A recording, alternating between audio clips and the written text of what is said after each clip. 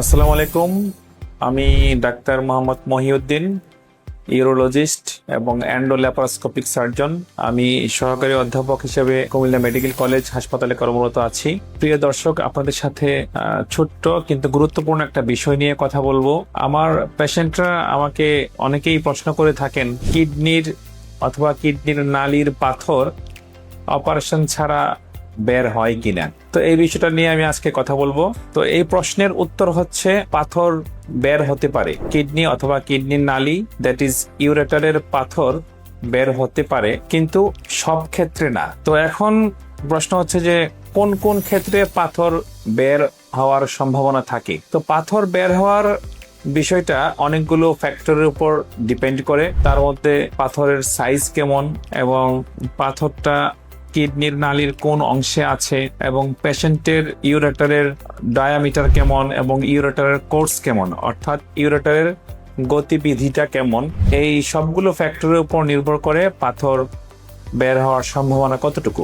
যেমন ধরেন, পাথরের সাইজ যদি 5 মিলিমিটার অথবা তার চেয়েও কম হয়, সেই ক্ষেত্রে পাথর বের হওয়ার সম্ভাবনা অনেক বেশি। প্রায় এই ধরনের পাথরগুলো প্রায় 65 থেকে 75% ক্ষেত্রে বের হয়ে যায়। কিন্তু যদি পাথরের সাইজ 5 মিলিমিটারের উপরে থাকে এবং 10 মিলিমিটার পর্যন্ত হয়, তখন এই ধরনের সাইজের পাথরগুলো বের হওয়ার সম্ভাবনা কমে যায়, এবং এগুলো 50%, 45 থেকে 50% ক্ষেত্রে এই ধরনের বড় সাইজের পাথরগুলো বের হওয়ার সম্ভাবনা থাকে। এখন দ্বিতীয় বিষয় যেটা, যে ইউরেটারের অর্থাৎ কিডনির নালীর কোন অংশে পাথর আছে। আমরা যদি কিডনির নালীটাকে দুই অংশে ভাগ করি, যেমন উপরের অংশ এবং নিচের অংশ।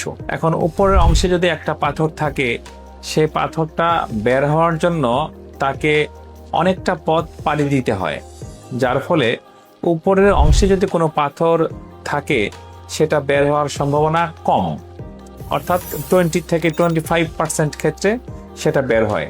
কিন্তু নিচের অংশে, কিডনির নালীর নিচের অংশে যদি পাথর থাকে, সেটা বের হওয়ার সম্ভাবনা অনেক বেশি থাকে। প্রায় 65-70% ক্ষেত্রে ইউরেটারের অর্থাৎ কিডনির নালীর নিচের অংশের পাথরগুলো বের হয়ে যায়। আরেকটা প্রশ্ন প্রায়ই আমাকে আমার পেশেন্টরা করে থাকেন, যে কিডনির পাথরগুলো বের হয় কিনা।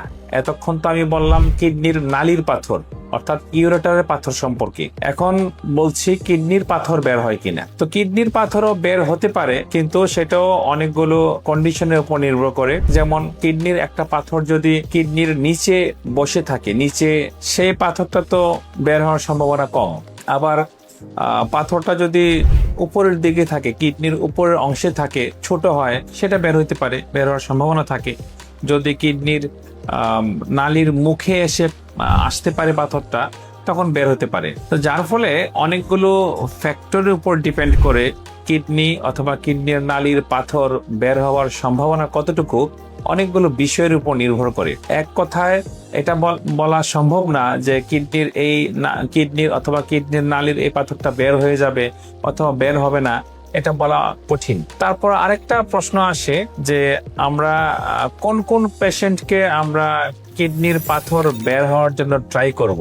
আমরা যে ওষুধ দিয়ে ট্রাই করি, এটাকে মেডিকেলের ভাষায় বলা হয় ম্যাট, অর্থাৎ MET, মেডিকেল এক্সপালসিভ থেরাপি। তো এখানে আমরা সবাইকে আসলে চেষ্টা করতে পারি না। যাদের পাথরের মাধ্যমে কিডনির নালীটা ব্লক হয়ে যায়, কিডনির নালী ব্লক হয়ে ইনফেকশনের লক্ষণ চলে আসে, যেমন পেশেন্টের যদি জ্বর হয়, অথবা বমি বমি ভাব হয়, বমি হয়, এবং পেটে যদি তীব্র ব্যথা থাকে, সেই ব্যথা যদি ওষুধের মাধ্যমে নিরাময় করা সম্ভব না হয়, তো এই ধরনের পেশেন্টকে ম্যাট থেরাপি না দেওয়াই ভালো, অর্থাৎ ওষুধের মাধ্যমে পাথর বের করার চেষ্টা না করাই ভালো।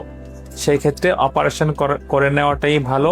অপারেশন করে কিডনির নালীর পাথর বের করে ফেলে অবস্ট্রাকশনটা রিলিফ করে দিলে ইনফেকশনটা কন্ট্রোল হয়ে যায়। তো এই ধরনের ক্ষেত্রে যার কিডনির নালীটা অবস্ট্রাকশন আছে এবং ইনফেকশনের লক্ষণ আছে, তাদের ক্ষেত্রে যদি আমরা ওষুধের মাধ্যমে পাথর বের করার চেষ্টা করি, সেক্ষেত্রে ইনফেকশন আরো বাড়তে পারে এবং রোগীর বিপদ আরো বাড়তে পারে।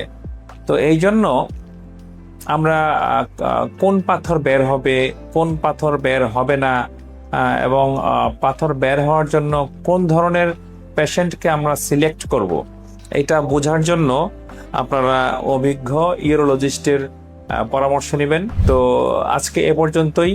আপনাদের সাথে আবারও অন্য কোনো বিষয় নিয়ে কথা বলবো অন্য কোনো দিন। সবাই ভালো থাকবেন, আপনাদের সুস্বাস্থ্য কামনায়। আসসালামু আলাইকুম।